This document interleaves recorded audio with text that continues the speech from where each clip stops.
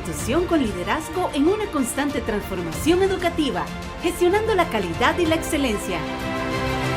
Nueva Esperanza, un lugar para mentes sin límites.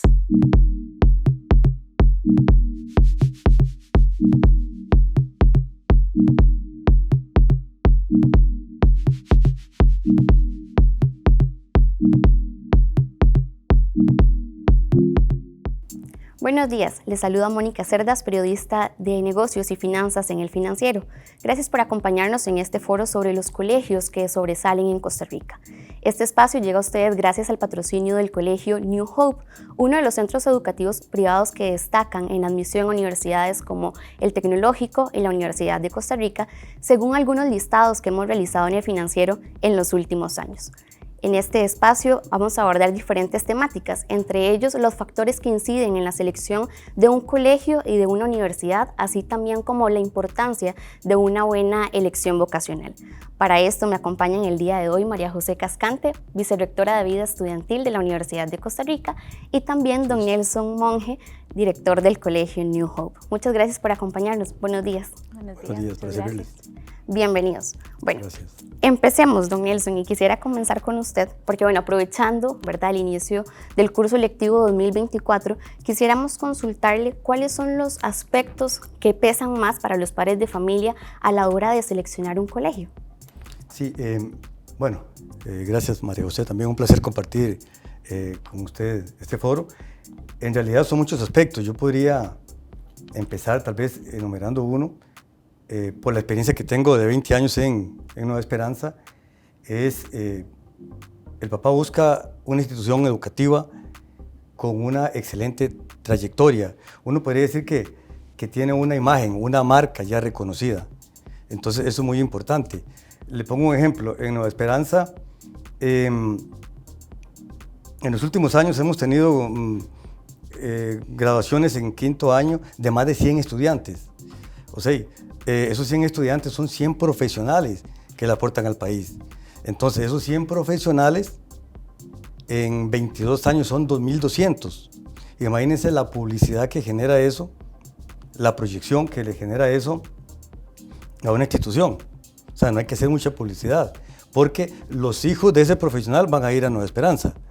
Él va a recomendar al compañero de trabajo que lo lleve ahí. Le va a recomendar al vecino. Entonces, yo diría que uno muy importante es la trayectoria que tenga la institución. Otro que es fundamental es cómo me siento yo como papá cuando llego a una institución. Nosotros tenemos un enfoque humanista, de manera que cuando el papá llega a Nueva Esperanza y el estudiante se sientan como en casa.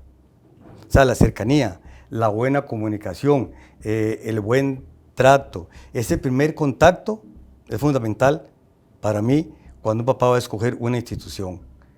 Podría mencionar un tercer punto, aparte de la trayectoria y un enfoque humanista como el nuestro, es el campus educativo. Tiene mucho que ver. Estamos ubicados en un terreno que tiene 8 hectáreas. Y 8 hectáreas es un espacio muy grande para tener 8 canchas de fútbol. ¿Y a cuál muchacho no le gusta jugar fútbol? O muchacha también, ¿a cuál estudiante? Tenemos espacios para recreo, para el movimiento, canchas de baloncesto, piscina, y nos damos el lujo de tener 1,5 hectáreas para un proyecto de armonía que es una huerta.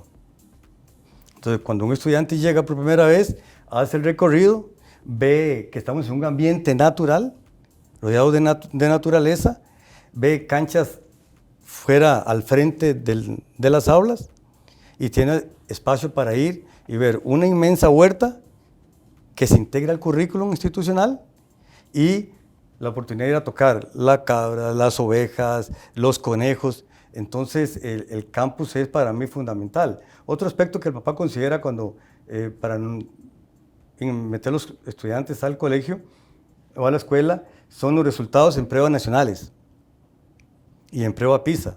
Entonces mucho papá llega con la estadística y dice, bueno, o los porcentajes de ingreso a la Universidad de Costa Rica o a la Universidad Nacional.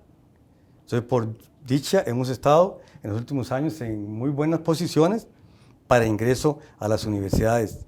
O sea, al papá le interesa también ese tema, pregunta mucho por los idiomas. cuál es el nivel de inglés, cuántas lecciones de inglés se dan, si son pocas lecciones o son muchas las lecciones. Ya piden inclusive un tercer idioma, como nosotros que damos 3 idiomas y ya hay que pensar en un 4.º idioma, porque ya pues el tema de que se habla inglés o no habla no es un cuestionamiento. Y podría mencionar el tema de la relación que hace el papá costo-beneficio. Entonces, si es una muy buena institución, de una excelente formación y además tiene un costo-beneficio accesible a los estándares de las familias, el papá matricula, adicionalmente a la proximidad que le quede cerca, pero que tenga todos los servicios de transporte, de alimentación, de libros, de plataforma. Enamorar al estudiante y al papá desde el primer momento que pone un pie en la institución, que sienta que es su segunda casa y que su hijo va a estar ahí no solamente por la formación, que va a estar ahí porque se le quiere, porque va feliz al colegio o a la escuela, no porque va obligado. Claro, Nelson, ¿y cuál es la estrategia, digamos, que siguen los colegios para diferenciarse y también para atraer a nuevos estudiantes? Yo diría que tiene que ver con la oferta educativa que se brinda. La oferta educativa,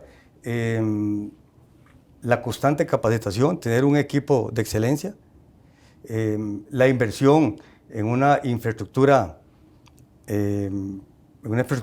adecuada tanto en mobiliarios como aulas. Como le digo, uno dice cuál es el valor agregado que hace diferente a Nueva Esperanza. Más allá de una excelente tecnología que tenemos, más allá de una excelente infraestructura y espacio, más allá de que demos idiomas, que es fundamental, todo esto, yo digo que es el trato humano, donde el estudiante no es un número más, porque tenemos una excelente matrícula, pero no es un número más, sino es un estudiante, es un ser humano. Yo digo que la estrategia es que el papá sienta que esta es la institución formativamente en valores para su hijo, pero que también donde se le estima y se le quiere como ser humano. Es una educación centrada en la persona. Ahora, María José, ¿qué aspectos deben tomarse en cuenta a la hora de seleccionar una universidad? Bueno, yo creo que es importante que se tome en cuenta lo que le apasiona y le gusta a la persona estudiante, ¿verdad? Creo que es un proceso complejo porque cuando ingresan a la universidad, las personas estudiantes están marcadas por muchas influencias, no necesariamente por sus habilidades y competencias, sino incluso por presiones de familiares o hasta de la sociedad, ¿verdad? Cuando estamos constantemente discutiendo sobre cuáles son las carreras de alta empleabilidad y bueno, cuál es la herencia de una familia con respecto hacia dónde deben dirigirse las personas estudiantes, personas de entre 17 y 18 años están muy presionadas y son muy impresionables. Entonces llegan a la universidad tratando de cumplir unas expectativas que no necesariamente son las propias. Y eso creo que se ve mucho en los primeros años de la vida universitaria, donde las personas están todavía encontrando qué es lo que quieren hacer, y por eso la Universidad de Costa Rica tiene altos estadísticas de traslado de carrera, ¿verdad? O incluso en esos primeros años muchas personas se cambian de universidad porque se dan cuenta que realmente eso no era lo que les apasionaba o lo que les gustaba, y eso les estaba impidiendo más bien avanzar en concluir sus proyectos universitarios. También vemos personas que llegan ya muy comprometidas con una decisión y que por más difícil que sea esa decisión, culminan y se vuelven muy exitosos. Entonces, no es que esté diciendo que no se deba tomar en cuenta carreras de alta empleabilidad o no, pero sí tiene que tomarse en cuenta eso en conjunto con una decisión personal de si esto es realmente algo que me gusta, porque si no, terminan estas personas muy frustradas esos primeros años de carrera, ¿verdad? Con una elección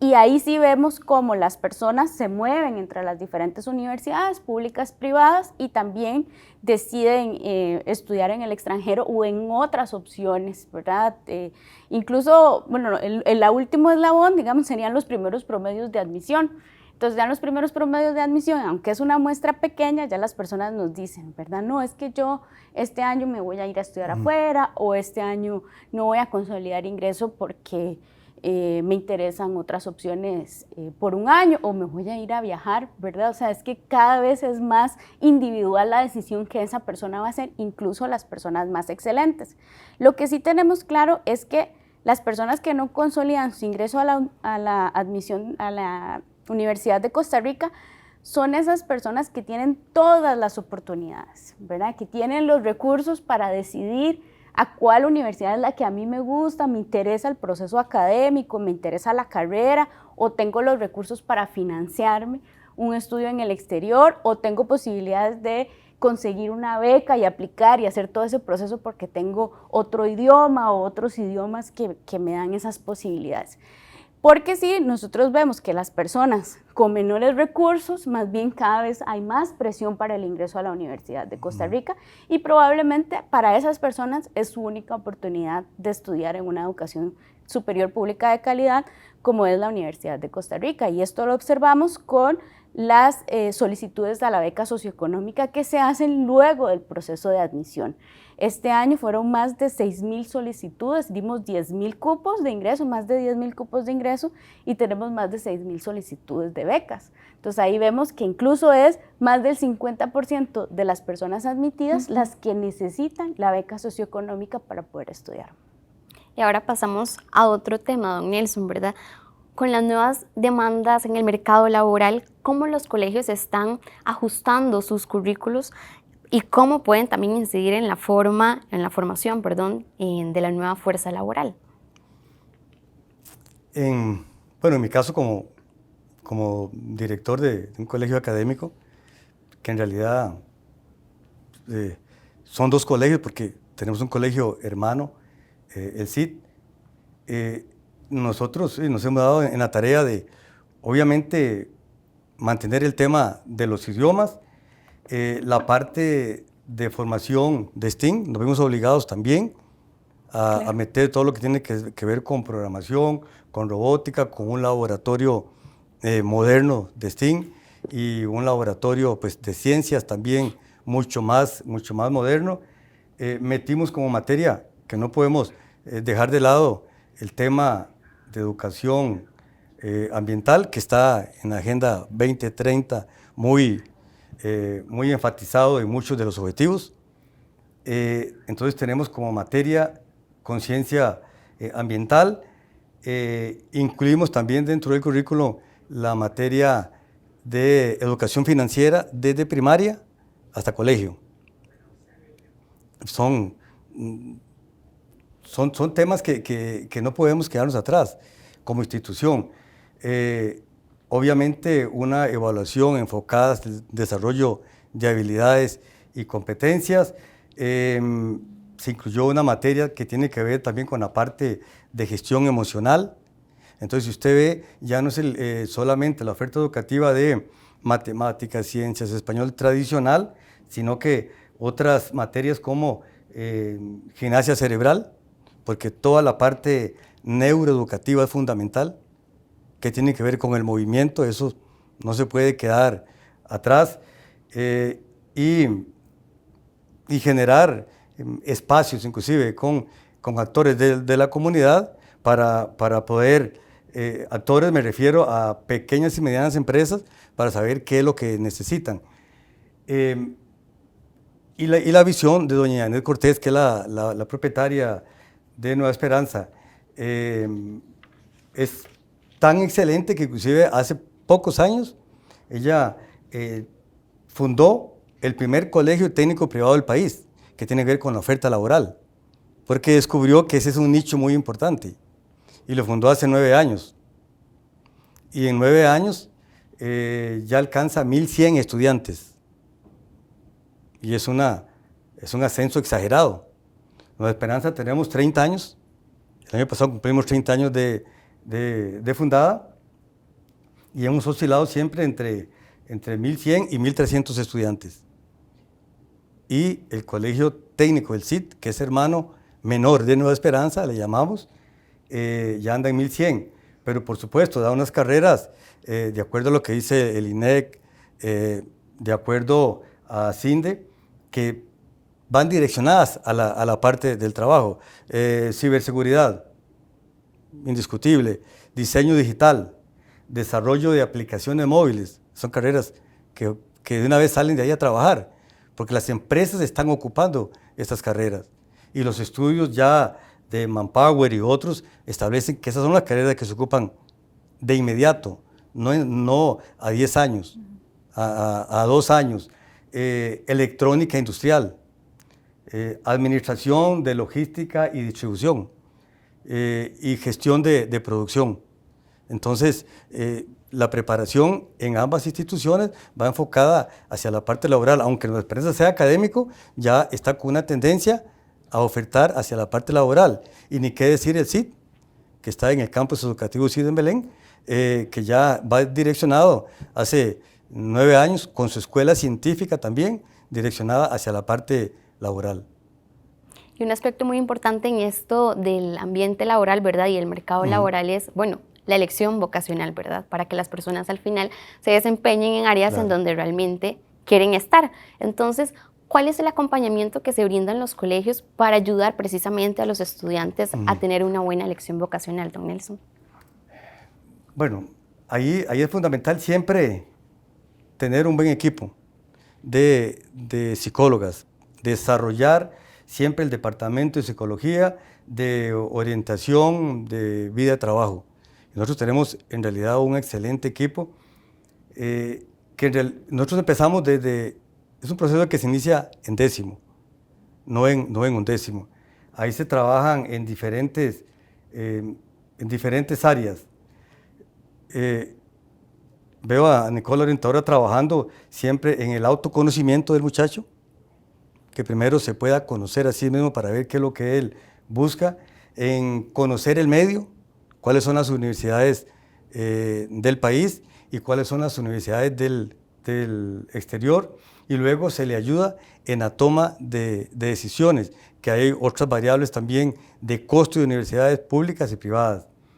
Adicionalmente a esto, es muy importante ya en el primer semestre de undécimo la participación en todas las ferias universitarias que hacen. Asisten a las ferias de universidades privadas, muchas universidades privadas, de las mejores. Entonces tienen la opción de ir y valorar, pero igual asisten a todas las ferias y charlas de las universidades públicas para ver si ingresan. Como decía ahora María José, en algún momento ellos optan por todo, para ver en cuál puedo. Y de acuerdo también a las necesidades económicas, ingresan a universidades privadas y otros, un porcentaje significativo, a las universidades públicas. Entonces, ese proceso se hace desde décimo, undécimo, con entrevistas al estudiante, con entrevistas a los padres de familia, con charlas, con videos, con ferias, con acompañamiento, inclusive ya hasta en el proceso de matrícula, se le da un acompañamiento presencial en el proceso de admisión al papá, a la mamá y al estudiante. Entonces sí, para nosotros es fundamental como institución ese proceso prevocacional o vocacional que se hace en el colegio, pero depende también mucho de mantener, como hemos mantenido, un excelente equipo de psicólogos y orientadores y de apoyarnos también de todo lo que hacen las universidades. Claro, y es que el papel de los colegios en el acompañamiento, ¿verdad?, para que el estudiante elija es bastante importante. María José, y ustedes desde las universidades, digamos, en el caso puntual que está representando a la Universidad de Costa Rica, ¿cómo catalogan o cómo califican esta elección vocacional que tienen los estudiantes? ¿Realmente llegan con una buena elección vocacional? ¿Cómo están también los números de traslados de carrera, que también es común? Sí, es un tema complejo, ¿verdad? Porque claramente está primero el tema del deseo, ¿verdad? Hay un alto porcentaje de estudiantes que hay muchas carreras, pero no todas tal vez tienen la fama de unas. Entonces, ¿verdad? No se conocen ampliamente todas las carreras que se ofertan en el país. También hay mucha presión por la educación superior y tal vez las personas quisieran pasar más a la parte de trabajo más rápido, ¿verdad? Pero ingresan a la universidad sin saber que hay otras opciones, digamos, como las técnicas que bien explicado don Nelson, que pueden ser más rápido el inicio en el trabajo, y hay un grupo importante de la población que más bien esa debería ser la dirección que tome, ¿verdad? Entonces muchas personas ingresan, como lo decía antes, por diferentes decisiones, y cuando ingresan a la universidad es que toman esa ruta de ahí sí, digamos en el caso de la Universidad de Costa Rica, la oficina de orientación existe desde los 90s, entonces hay una amplia posibilidad de tener información desde las facultades y en las sedes, ¿verdad? De hacia dónde debo dirigirme, igual se aplican test, ¿verdad? Porque no todos vienen con tanta seguridad. Y sí, nosotros ofrecemos anualmente más de 2.000 cupos de traslado, ¿verdad? Y esto es no solo de carrera, sino muchas veces ahora vemos necesidades de cambios en la misma carrera, pero de recinto, ¿verdad? Ya, como nosotros ya tenemos la misma carrera en muchas sedes y recintos, entonces empezamos a ver la movilidad entre sedes, ¿verdad? Porque las personas ingresaron, no sé, vienen de Guanacaste, pero ingresaron a Limón y quieren hacer el traslado a Guanacaste de nuevo, y entonces todo eso también pesa. Si nosotros estamos hablando de 10.000 cupos de primer ingreso y 2.000 cupos de traslado, pues ya con ese dato podemos ver que es bastante la movilidad que existe año con año. No toda tiene que ver con cambios de carrera o con cambios muy amplios, ¿verdad? Por ejemplo, vemos mucho el ingreso a mi carrera, Ciencias Políticas, para trasladarse a Derecho. Eso lo vemos mucho. Pero también vemos en el camino muchas personas, estudiantes que dicen, uy, a mí me gustó Ciencias Políticas, me quedo aquí, o busco tener las dos carreras, que también ha sido una tendencia creciente, tener más de una carrera inscrita. Y ahí yo no sé cómo lo verán desde el colegio, ¿verdad? Pero a nivel de la universidad nosotros más bien vemos que esto hace que las personas duren mucho en graduarse, ¿verdad? Porque tener dos carreras a tiempo completo es complejo. Claro, y más en una universidad pública, ¿verdad? Porque tal vez en una privada, con los cuatrimestres y demás, pues es un poco más rápido incluso al finalizar la carrera, porque se dura entre 2 años y 8 meses aproximadamente. Entonces, esa es una parte importante. Y lo que mencionabas de los traslados, ¿verdad? ¿Cómo es ese proceso para solicitar un traslado de carrera y también de recinto? Porque algo que mencionabas es que tal vez un estudiante que vive en Guanacaste, pero hizo la prueba para aplicar a una carrera que se imparte en la sede de Limón, por ejemplo, solicita después el traslado a Guanacaste. También hay muchas personas, no sé si tienen el dato de cuántas personas se inscriben en recintos diferentes a las que quizás les queda más cerca, porque el corte de admisión de años anteriores, digamos, es más bajo. Entonces tal vez tengo más posibilidades de ingresar a esa sede, ¿verdad? A la carrera que quiero en esa sede, que a esa misma carrera, pero en la sede que me queda más cerca, ¿verdad? Entonces, sí podemos analizar eso también. Sí, eso lo hemos visto tal cual usted lo está mencionando, ¿verdad? En primer lugar, hemos visto un crecimiento constante de la oferta académica de las sedes y los recintos. Y eso ha hecho, ¿verdad?, que de repente sea una opción más, ya no solo de Rodrigo Facio, ¿verdad?, sino también Occidente, que es bastante cercano aquí al Valle Central, ¿verdad? Y luego otras sedes que empiezan a ser más grandes, más llamativas, ¿verdad? Guanacaste es una sede bastante completa, ¿verdad? Luego está Atlántico, Pacífico, son sedes que igual lo que hablábamos del campus se visitan y también tienen piscina y áreas verdes, ¿verdad? Entonces también la gente como que dice, oye, esta sede también está bonita, puede ser una buena opción. Y también hemos empezado a tener ferias vocacionales en todas las sedes, eso ha permitido, digamos, que los colegios las conozcan y los estudiantes también entonces se vuelvan llamativas.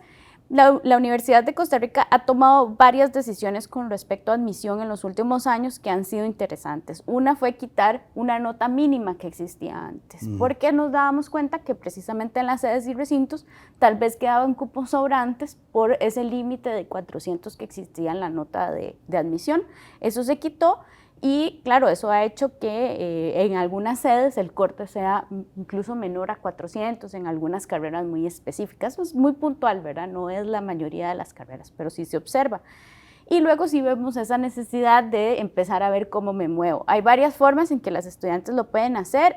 Una es repetir la prueba de aptitud académica y concursar con un nuevo puntaje, y ya ese primer año haber hecho generales, idiomas, deportivas, ¿verdad? Estas personas buscan hacer esas carreras, esas materias iniciales que tienen que aprobar, ¿verdad? O un tronco común, carreras con tronco común, por ejemplo, hay un ingreso alto a nutrición que luego intenta trasladarse a otras carreras de salud, porque tal vez nutrición tiene un corte más alto, o por ejemplo, una carrera interesante es diseño gráfico en Occidente, que luego buscan el traslado de diseño gráfico en San José. Hay ciertas carreras además en la Universidad de Costa Rica que tienen pruebas adicionales. Entonces, incluso la preparación para esas pruebas, por ejemplo, habilidades cuantitativas, carreras como farmacia, que tienen cortes altos de las pruebas de habilidades cuantitativas, o esas carreras como, bueno, arquitectura este año la quitó, pero diseño gráfico, que son pruebas más de habilidades, hasta artes dramáticas, para ver si la persona, pues evidentemente tiene algún tipo de habilidad para el arte, ¿verdad? Entonces, tal vez incluso deciden ingresar, repetir esas pruebas y volver a concursar, o concursar por promedio o excelencia académica. Ok, perfecto. ¿Y cuán difícil o fácil es que le aprueben a uno el traslado, ya sea de carrera o de recinto? Depende de la carrera, porque carreras como medicina es una carrera que no solo los cortes son altos, o microbiología, ¿verdad? Que son esas dos carreras que siempre están en el tope de los cortes más altos en la Universidad de Costa Rica. Igual el traslado se hace con 10 y 30 créditos, entonces, y ofrecen pocos cupos. Entonces sí hay carreras que es difícil el ingreso, incluso en el traslado. Hay otras que no. Perfecto, y ya entramos como al último bloque, ¿verdad? De este foro, y don Nelson y también a María José, ¿verdad? Son conocidos los problemas que tiene la educación pública en Costa Rica. Sin embargo, también la educación privada no deja de tener sus falencias, ¿verdad? ¿Cuáles son los retos puntuales, don Nelson, que ustedes observan que urgen mejorar, ¿verdad? Y también, ¿qué se está haciendo para lograrlo? Yo pienso que las instituciones privadas, que nos regimos la mayoría por lineamientos del Ministerio de Educación en toda la parte pública,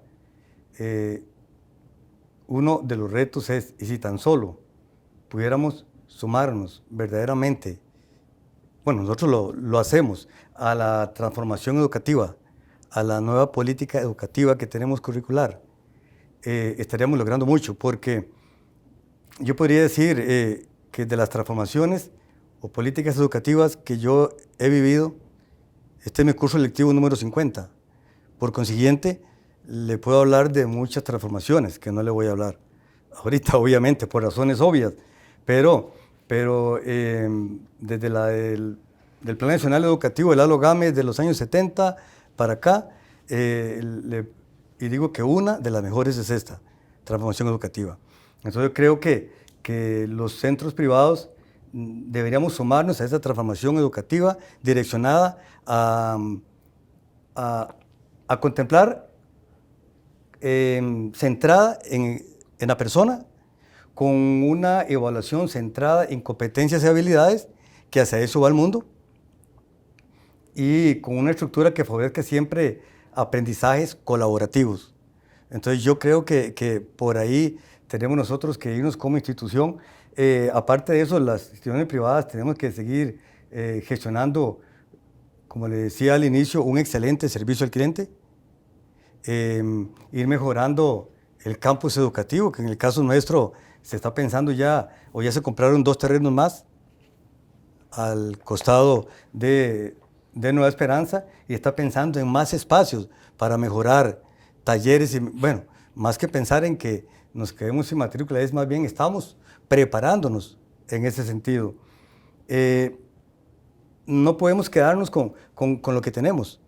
En octubre del año pasado, a raíz del 30 aniversario, doña Janet y todo el equipo manejamos con un excelente trabajo el primer simposio internacional de la esperanza educativa. Ese simposio internacional teníamos ponentes de 22 países del mundo, y escuchar a ponentes de Finlandia, obviamente con estructuras sociales y económicas muy diferentes a Costa Rica, escuchar ponentes de Singapur, de Israel, de Argentina, de España. Bueno, con eso quiero decir que los centros privados tenemos que prepararnos y no quedarnos ahí. No quedarnos ahí porque si no vamos entonces a bajar en todo sentido. Entonces fue excelente y maravilloso saber cómo estamos posicionados en educación como Costa Rica, como Nueva Esperanza en el marco de Costa Rica, pero en una visión global, una visión de mundo, como dice la política educativa, saber que no andamos mal, pero que podemos mejorar en esto. Entonces yo creo que los colegios privados estamos obligados a dar siempre un servicio de excelencia. No es que el público no, de acuerdo, ahí estuve 30 años y soy producto de la educación pública, pero sí creo que debemos reflexionar un poco las instituciones privadas para continuar dando esa calidad educativa que el papá al fin y al cabo está pagando por una educación diferente, una educación más personalizada, que es hacia donde van las nuevas transformaciones educativas. Y don Nelson, tal vez si podemos puntualizar en el caso, por ejemplo, de New Hope, ¿qué es lo que se está haciendo precisamente para ir mejorando, verdad? Y que estos retos que usted comentaba anteriormente, pues ya dejen de ser retos y más bien ustedes ya lo implementen, ¿verdad? Las mejoras que usted mencionaba, por ejemplo. Sí, yo me gusta mencionar, inclusive, que doña Inés es una persona muy visionaria y está pensando ya en la formación de un instituto de formación, de formadores en educación. Está pensando más allá de Nueva Esperanza, está pensando más allá de país, porque no podemos seguir con la visión de que solo somos Nueva Esperanza, en una muy linda comunidad, sino está pensando ya, y ya tenía la parte de una fundación y un proyecto de un instituto de formación de formadores, un poco parecida a lo que en el pasado fue, porque Heredia siempre ha sido protagonista y va a la vanguardia en educación, la Escuela Normal Superior. Entonces está haciendo aportes fuera de la institución, pero a nivel de institución, el crecimiento, en lugar de decir no construyamos más por miedo, más bien vamos a construir y a mejorar los espacios de laboratorios, los espacios de talleres. Vamos en lugar de quedarnos con lo que tenemos, que sabemos que nos ha dado excelentes resultados por la estabilidad de matrícula durante un cuarto de siglo, y es mucho decir, entonces se está pensando en, vamos a ver, tenemos un sistema que queremos crear de un aula planetaria. Entonces, una construcción grande para explorar el espacio. Ok, ya se está cotizando, que es un proyecto que quiere gestionar doña Janet, para ir más allá de las clases simples de STEAM. Ok, eso por supuesto tiene una gran inversión, pero económica, pero también tiene una gran inversión a futuro, que sabemos que va a generar réditos. Entonces sí, nos preparamos con proyectos soñadores. Las aulas ya se quiere que no sean las tradicionales, las 4 paredes. Tenemos claro que, y lo tiene claro doña Janet, estas aulas ya no nos funcionan. Ya estamos hablando de aulas súper modernas, con ambientes diferentes. Se está hablando inclusive de pupitres inteligentes. Ya se han cotizado, están caros, no están muy baratos, pero ya estamos pensando en aulas modelos y pupitres diferentes. Entonces no podemos quedarnos aquí, porque la educación que viene, el futuro de la educación, tenemos que trabajar híbridamente la educación con la inteligencia artificial. Y desde ya tenemos que prepararnos para eso. Entonces sí, tenemos un montón de ilusiones y de proyectos nuevos para prepararnos y que tengamos, pues, que los muchachos tengan oportunidades diferentes. Y ahora sí, la última consulta que tenemos en este espacio es cómo se preparan, por ejemplo, y empecemos con María José, ¿verdad?, las universidades para lo que es los cambios en la población, ¿verdad?, como el envejecimiento. Bueno, primero a mí me alegra mucho escuchar a don Nelson porque yo tengo la misma idea, ¿verdad? Creo que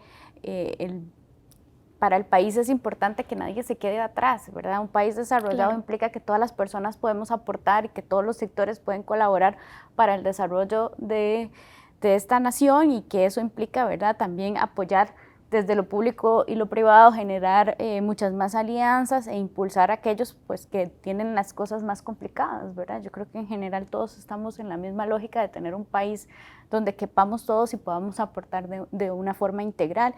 En el caso de la Universidad de Costa Rica, ¿verdad?, sabemos que es una preocupación a largo plazo. Nosotros tenemos investigación y acción social siempre enfocada en la inclusión de personas, digamos, de la tercera edad y demás, y creo que esto va a seguir creciendo. Ya desde hace varios años tenemos un programa que se llama el PIAM, ¿verdad?, que es el de atención integral a la población adulta mayor, que además ha venido a cambiar la forma, ¿verdad?, cómo podemos hacer para que estén integrados de nuevo en la universidad. Las personas del PIAM van a clases con las personas estudiantes de primer ingreso o de carrera, pueden inscribirse en carreras o tienen programas especiales donde pueden hacer cosas con otros pares, ¿verdad? Entonces yo creo que eso es un reto país, y nosotros también desde la investigación aportamos mucho, ¿verdad? Hay una cátedra de envejecimiento en la Facultad de Medicina, entonces todo esto tiene que ser parte de lo que va a aportar a las políticas públicas y a la toma de decisiones en el futuro con respecto a este tema. Y don Nelson, en el caso de los colegios, ¿verdad?, también cómo se están preparando para este cambio poblacional. Sí, nada más, si me permite, un paréntesis. Claro, Mónica, adelante. No mencioné que en ese simposio estuvieron invitados educadores del sector público de todo el país, de San Carlos, de Limón, de todas las direcciones regionales del país asistieron, asesores supervisores también de todo Costa Rica, porque tenemos claro, y lo tiene claro doña Janet, que es la dueña, de que tenemos que generar una alianza y ser padrinos como instituciones privadas de las instituciones públicas. Y fue maravilloso, bueno, en mi caso, que tengo también tantos amigos, ver gente de todo el país reunidos y ver cómo una escuela, una institución tiene una iniciativa de proyectar, de ayudar. De ahí el tema de una fundación. No es para Nueva Esperanza, es para ayudar a las instituciones públicas educativas del país. Entonces, eso es importante. Con la pregunta sobre los cambios, bueno, el envejecimiento, todos tenemos claro que la pirámide poblacional se ha invertido. Se ha invertido. Con los últimos datos del INEC, la población adulta mayor en el 2023 era de un 10%. 20 años después, en el 2043, en 2043, la población adulta de Costa Rica estaría, de acuerdo a esa proyección, en 17.6, okay, de un 10 a un 17. Cuidado si no llegamos a un 20. O sea, en 20 años, crecer un 10% más. Entonces, es claro que a menor cantidad de nacimientos, porque las estadísticas hablan de que ahora está a 1.6 por familia. Entonces ya, a menor nacimientos, pues mayor envejecimiento, lo que vamos a tener. Entonces, y también es obvio que hace algunos años ya venimos con que los nuevos matrimonios no quieren tener hijos. Y peor aún, no se quieren casar. Entonces uno dice, bueno, ¿vamos a tener escuelas con menos estudiantes? Posiblemente sí, ya lo estamos nosotros viviendo. ¿Cuál sería la clave? Continuar siendo una institución que va a la vanguardia, una institución de excelencia, con profesionales muy capacitados, una institución con propuestas y ofertas educativas. Entonces, más allá de pensar en que nos quedemos sin matrícula porque ya no hay niños y porque la población ha envejecido, es, como le decía hace un rato, hace unos minutos, cómo continuamos mejorando y proyectándonos más bien de acuerdo a las necesidades educativas, cómo seguir desarrollando todas las habilidades de adaptabilidad, de comunicación, de empatía que requieren los estudiantes a futuro. Entonces yo creo que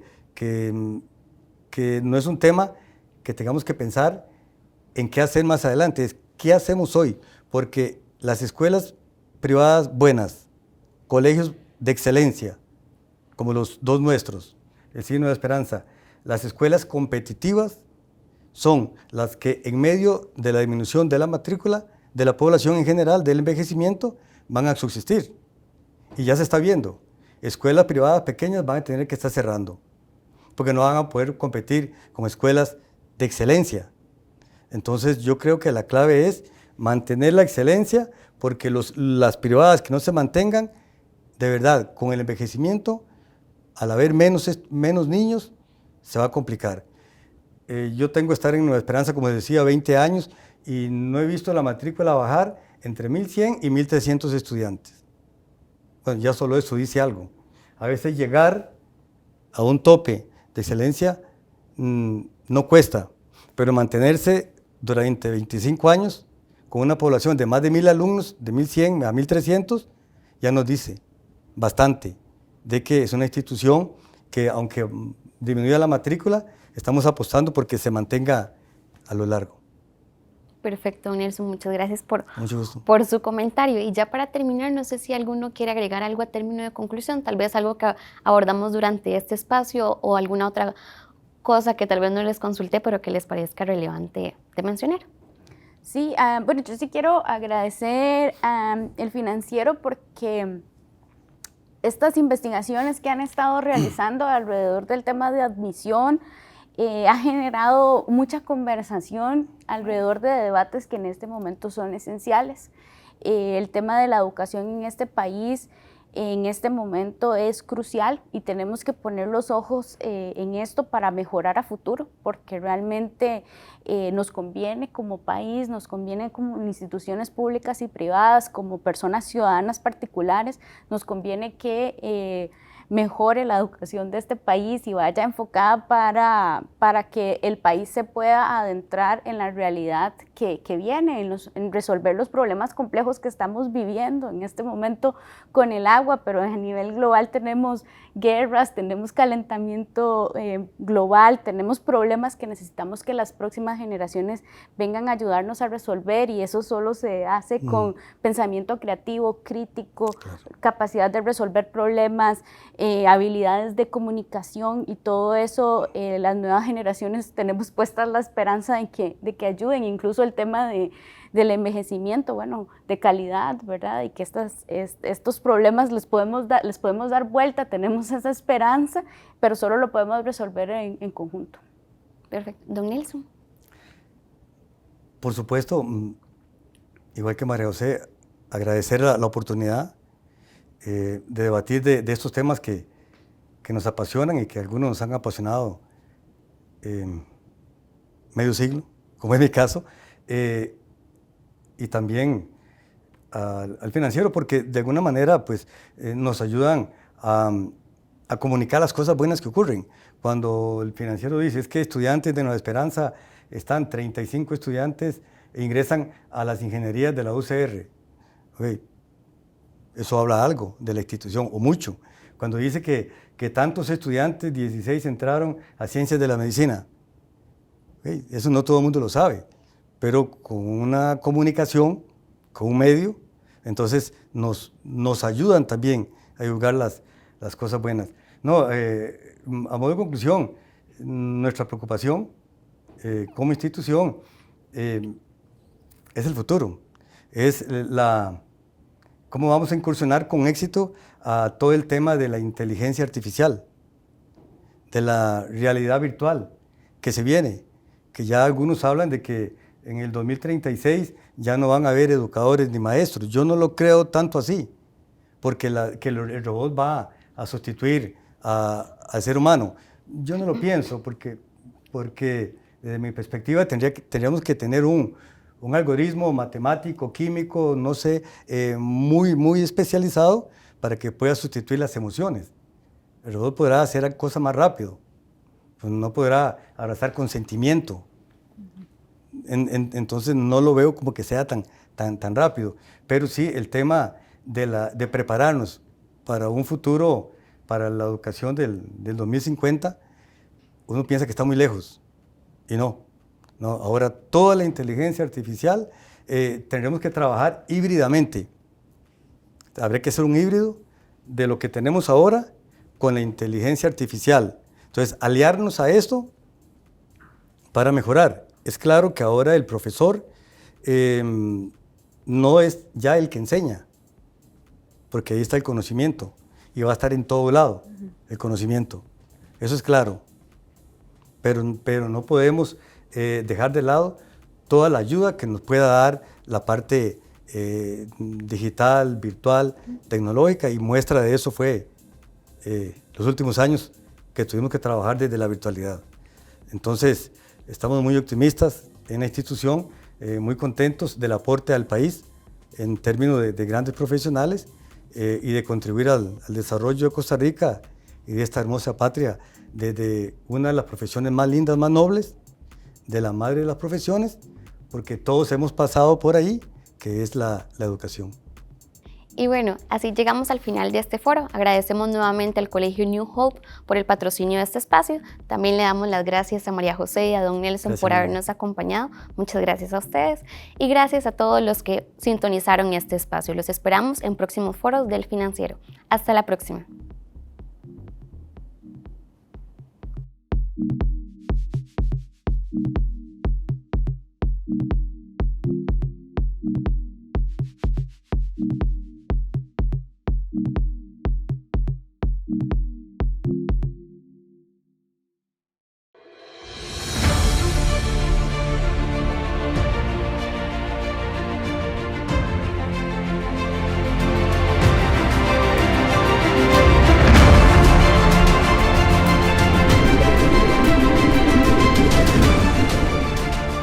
Una institución con liderazgo en una constante transformación educativa, gestionando la calidad y la excelencia.